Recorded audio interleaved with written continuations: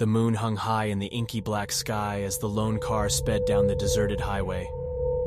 The clock struck midnight, casting an eerie silence upon the desolate road. The driver, Mark, gripped the steering wheel tightly, his knuckles turning white as his tired eyes fought against the heavy weight of exhaustion.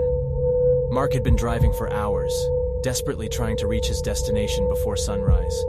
He had embarked on a long road trip to visit his ailing mother, who resided in a remote town nestled deep in the heart of the countryside. The winding roads and dense forests had already begun to play tricks on his mind. As he continued on his journey, a dense fog descended, reducing visibility to a mere few feet.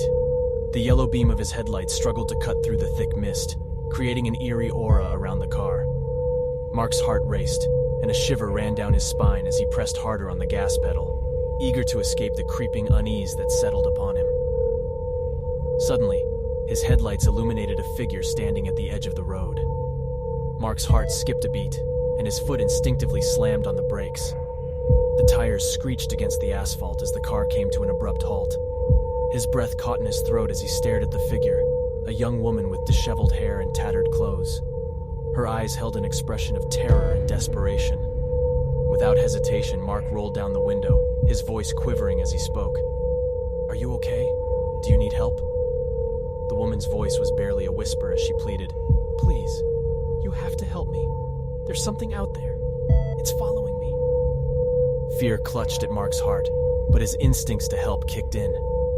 With a trembling hand, he unlocked the car doors, and the woman swiftly climbed into the passenger seat, her body trembling with fear.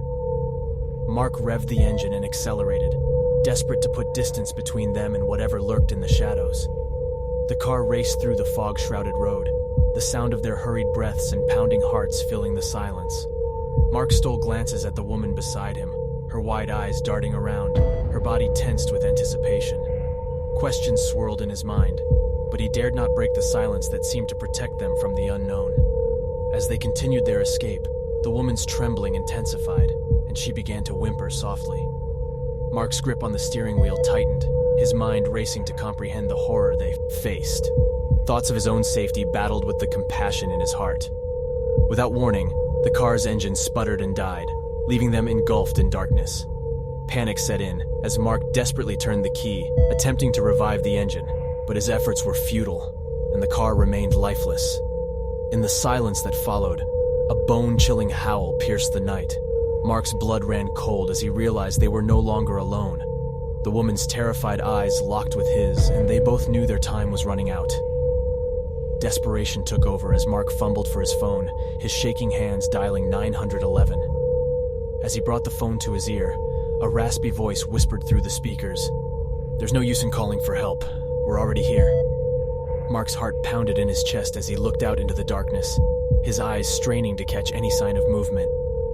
The woman clung to him, her trembling body offering little comfort. Shadows danced at the edge of his vision, and a cold breath brushed against his neck. In that moment, Mark made a decision. He would fight. He would fight to survive, to protect the woman beside him, and to defy the horrors that threatened to engulf them. With newfound determination, he reached for anything he could use as a weapon. The night was filled with screams, chaos, and a fierce will to survive.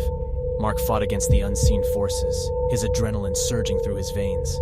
As the first rays of dawn painted the horizon, the darkness slowly retreated, leaving Mark battered, bruised, but victorious. As the sun rose, the woman and Mark emerged from the ordeal, their bodies and souls forever scarred by the horrors of that midnight drive. But as they looked at each other, they shared a silent understanding. They had faced their worst fears, fought against the unknown, and emerged as survivors. The car, now silent and lifeless, stood as a testament to their courage and resilience. Together, they walked away from the wreckage, forever changed by their encounter with the unexplainable, determined to find solace and healing in the light of a new